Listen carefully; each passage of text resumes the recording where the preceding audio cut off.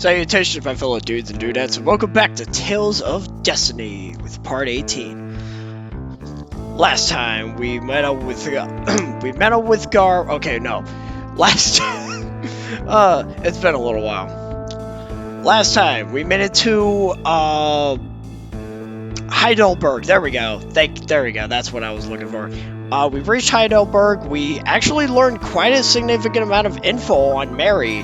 Like, she recovered her memory, she met up with her husband, apparently, and now they're gonna just sort of sit back while we explore the entirety of Heidelberg Castle, because I'm sick and tired of chasing this Lydon douchebag.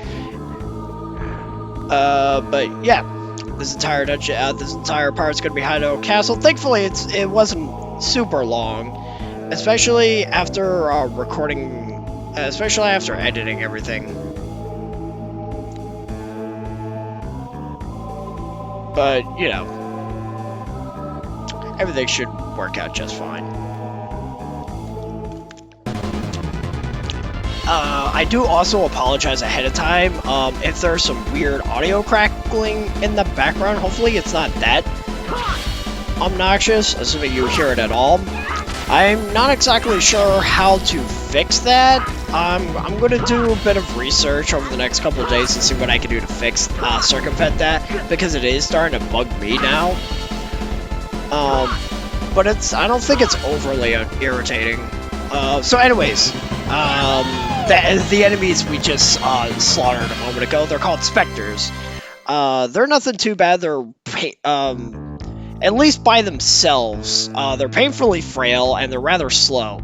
The problem with Spectres is the formation with other enemies, because they have an ability called Silence. And that could stop all your spellcasters. That could essentially stop all your character from casting any spells. And a game like Tales of Destiny, where just about every character can cast a spell because of the gimmick, because of the mechanic involving the Swordians, that can be a little irritating. It's especially bad when they silence Rudy, because she's your healer. So just keep that in mind. Kill them as quickly as you can. Next we've got the Blood Slimes and the Ghouls. Now the Blood Slimes don't do much. I think they're just a stronger version of the Slimes. The Ghouls, however, are the biggest issue in this dungeon. And just gonna say this now. Make sure you're fully stocked up on Panacea bottles when you come here. The Ghouls have access to the most devastating status ailment in the game, called Petrification. And ironically enough, they do not represent it very well visually, because it's represented by a lightning bolt above your head, and your character can't do anything. So you would think they'd be paralyzed. And as you know about paralysis in later Tales of games, it just sort of halts your attacks every so often when you're trying to take an action, but not in this game. But for some reason, that's what Petrification looks like. Your character can't do jack squat, they can't defend themselves, they can't, like, move at all. And if all 4 party members get petrified, that is a dead game. You immediately have to reload your save file. Alright, now, we've seen one of these tablets before back in the Morayu Caves, where we also saw the Dark Wings, or the Black Wings. No, Black Wings is the Yu-Gi-Oh archetype. No, yes, the Dark Wings. Oh, and you talk! And now we can actually see what those tablets actually do for us. Whenever, As Stan and Dimlos level up, you could acquire abilities for both of them. And once you reach certain level requirements, you can actually examine these tablets, and it'll ask you 2 questions, and you have to answer them both correctly. One of them will ask you a question about a spell, and the other one will ask you about a physical attack that you can do with Stan. And when you answer both of these correctly, you essentially get a new art. And we're going to be showing this off in this fight, so I can at least go over it. This is the Ice Golem. I don't know what kind of attacks it does. It dies too quickly for me to even, like, notice anything that stands out. But that's Fiery Wave. Now, Fiery Wave doesn't do that much damage. Basically, do you remember, if you remember those dragon-like soldiers from a while ago? I think they were called newts or something. Whenever they slashed you, it was like you were getting attacked with a fire sword. That's basically what you get here. Now, what's cool about Fiery Wave is that it is the first tech we can actually combo off of. Meaning, if, like, you'll do a basic attack and then you'll do, like, Tiger Blade or the Kick Attack, you can immediately go into a Fiery Wave. So, this is where the game... So, this is where you can actually start getting some real good combat potential with Ston. And unfortunately, this only applies to Ston. For some reason, the other characters don't get any of these tablets. It's only for Ston, and I find that really odd. So, yeah, Fiery Wave, it's really good. I believe it uses up 16 TP, so it's a bit costly, but, you know, we got, like, over, what, 300 TP, 200 TP or something like that. You should be fine. Yeah. As for the dungeon itself of Heidelberg Castle, the biggest problem you're going to run into are the enemy encounters. The dungeon itself isn't overly long. It's just that with the enemy formations, you could be in this dungeon for quite a while, especially if you're not sure how to navigate it. Because the enemies can actually take a good amount of effort to take down. Especially the ones in the second half of this dungeon when we actually get into the castle itself, because for the time being, we're just in, like, the sewer section. Or, like, the basement, I guess, if you want to call it that. Also, I got an encounter on a ladder. Anyway, now we got the skeletons. The skeletons aren't all that impressive, but they can get some like, double or triple slashes. So they're a little bit threatening. Especially if you get a number of them ganging up on you, that can be a bit annoying, but that's about it. Just like the other enemies, besides the ghouls, they're not that amazing. Also, I'm going to be keeping guard for the duration of this dungeon. Probably not for the boss fight, but maybe. I'll probably use Gar for the test run of the boss fight, because we're not covering the boss fight for this dungeon. Just giving you that heads up, because once we do the boss fight, there's going to be a lot of cutscenes afterwards, and I'd rather not this part be overbearingly long. So that's why I decided to have the boss be separate from the actual dungeon itself. Also, that music, man, this music, I keep saying this, and I'm probably going to say this many more times. This soundtrack is absolutely incredible. This is genuinely my first real-time experiencing this music. It's so damn good. I love it. But anyway, one of the main things you're gonna find yourself doing in this castle is using that sorcerer's ring we got just a little bit earlier when Guard gave it to us when we were at the frozen river. You're gonna be lighting a lot of torches with this and melting and getting rid of some ice every so often. You probably saw it earlier when we were taking out that ice golem, because there were some ice blocks blocking our path. But yeah, that's the basic gist of this dungeon. You're going to use the sorcerer's ring to shoot some torches. The reason why you want to do this, as you're going to see right now, they reveal hidden doors. So that's really cool. Also, I should probably get this out of the way now. I don't think I explained Gar all that much as of this point, because we didn't even get to experience him too much in the when we first met him at the beginning of the game. So I should probably explain how Gar works now. Gar has two sets of techs he can use at his disposal.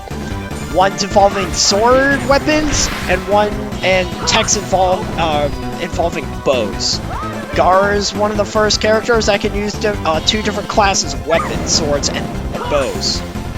And depending on which one he uses, he'll have access to certain techs.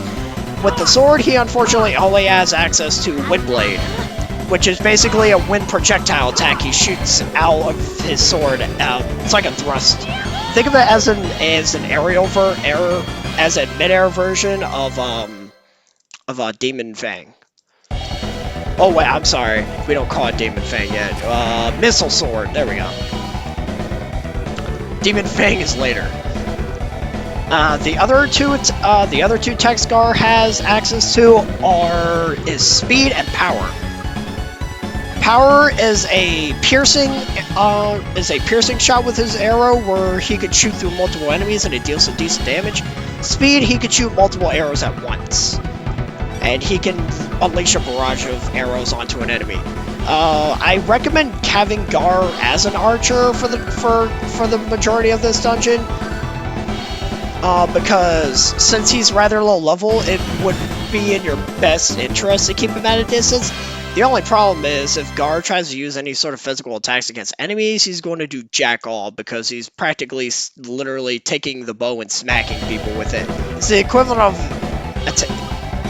hitting an enemy with a stick, and at this point in the game, yeah. No. Also, he just picked up the speed skill. So yeah, there's power, there's Windblade, and then there's speed. And you get Windblade for your sword, power and speed for your bow. And I'm probably glossing over the other enemy encounters in this area, so I should probably go over those real quick. One of them is called the Gremlins. They're like devilish-like enemies that fly in the air and shoot projectiles at you, but that's all they really amount to. They just shoot projectiles at you. It's really small potatoes. It can be really annoying if they're flying like high up into the air, because they can do that. And you're gonna have to go for like a dash jump attack or whatever. Because if you're just underneath them and trying to just use the upward thrust attack, you're not getting them. I do not remember what the other enemy is. I think we're gonna be seeing it soon. I think we're gonna be seeing the next enemy in the next battle or so. Alright, this is me showing off speed, and it ended up not working out. The other problem with speed is that it's, as the description said, its effectiveness depends on Gar's level. And since Gar is not exactly up to stuff with the levels compared to the rest of the party, speed is not that useful. But as you progress through the game, but later on, speed will be that.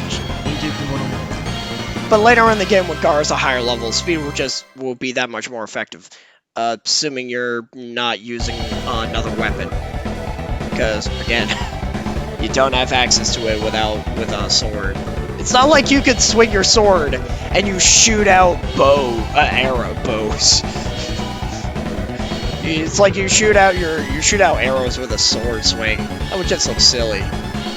I say that, but that's kind of what you do in The Legend of Zelda. Like, you swing your sword and you could shoot beams, but they're not arrows. Not the same thing. Alright, and here's the other enemy. This is the Clay Demon. It's basically a stronger version of the Gremlins, but they can also do Stone Blast. And I should have brought this up, and I should have mentioned the other enemies we were fighting earlier, too. So, thankfully I've got plenty to talk about during this section. There's also bishops, archers, and I want to say holy knights or something like that.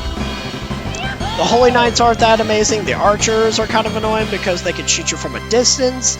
The bishops are going to be your biggest problem, because not only can they cast the level 2 healing spell Heal, they also have access to a really powerful wind spell called Whirlwind. Not only does it cover a lot of area, it also does a decent amount of damage. So my recommendation is you get rid of those bishops as early as you can, so they're not constantly bombarding you with that spell.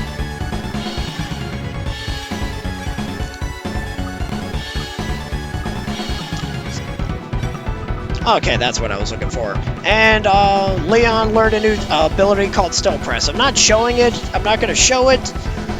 But basically, Leon basically summons a giant boulder to fall from the sky and crush the enemies, and it's quite damaging from what I see with the test run. Now, the issue with this section, and I kind of screwed this up because I guess I keep getting my notes wrong, or I don't know what exactly I did wrong, but basically, there's this elevator you have to activate, but you can only activate it from a higher area, and you need to leave a party member behind in order to make the lever go up. At least temporarily, as you'll see in a bit.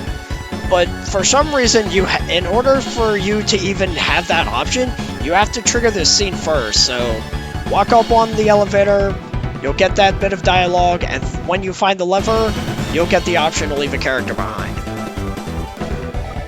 There's also a lot of chains here.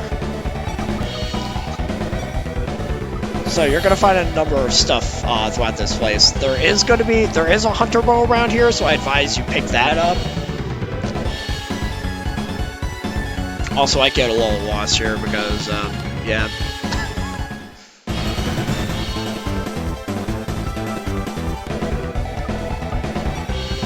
Man, that's about it. I guess I was kind of going into this dungeon expecting to have to shoot those torches in a specific order, and thankfully it wasn't really the case. This dungeon's really not that bad. It just feels a little long. Because, again, the encounter rates are... Not the encounter rate, because I didn't think the encounter rate was all that bad. It's just the formations of enemies and how long it takes to defeat some of them. But, yeah, back to the Clay Demon. It's basically it's basically like the Gremlin, only it's bigger, does a bit more damage, and can cast Stone Blast. But that's about it. So the verdict is as follows. The priestess suck and the ghouls suck. Everything else is pretty okay though. Bishops.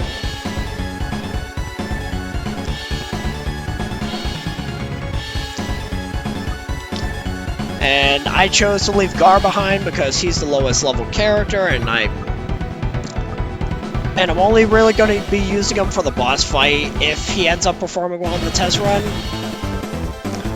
If he ends up not working out, I'll just ditch him for the time being. And obviously we can't use Mary because she's sort of staying behind to care for Dallas. Okay, that last one sounds really weird.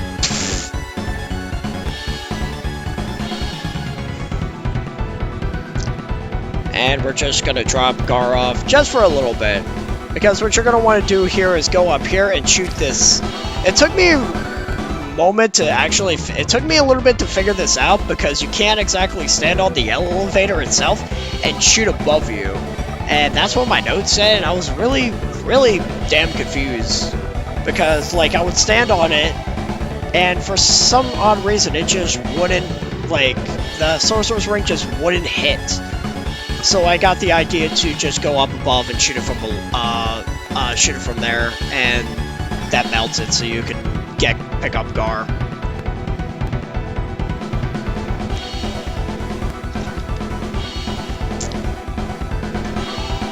Oh yeah, I believe we picked up a wind spear disc or some sort of disc earlier. That gives the caster access to Windblade. Or I'm sorry, not Windblade. That's Gar's attack. Air Slash. They call it Air Thrust in later games. Basically, you summon a whole bunch of like wind blades. Like a bunch of like they look like green. They're like basically green buzzsaws.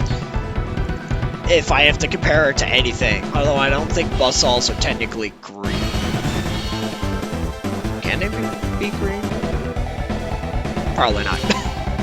I mean, I guess if you paint them, but I'm not sure why you would do that. And I think that's about it for this dungeon. Yeah.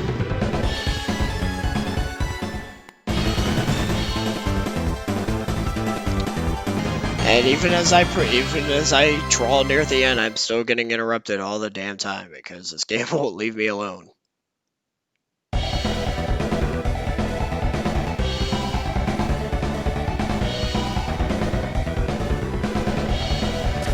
first you want to go in here and melt these blocks because you have to, because you're gonna have to turn a couple wheels in order to actually open the way to the final room.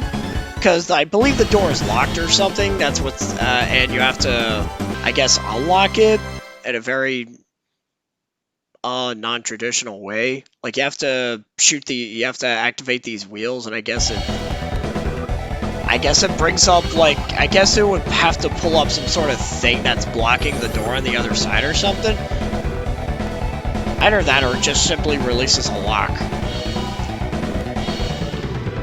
So we're just going to go down here, activate this wheel, and now we can get to the boss. But, like I said, we're going to save that for next part, because I guarantee you there's going to be a lot happening after that boss fight. So, with that said, next time on Tales of Destiny, we're going to finally bring an end to this goose chase, and finally fight Lydon once and for all. This has been a long time coming, and I guarantee you it'll be well worth it. So until then, I got a juice.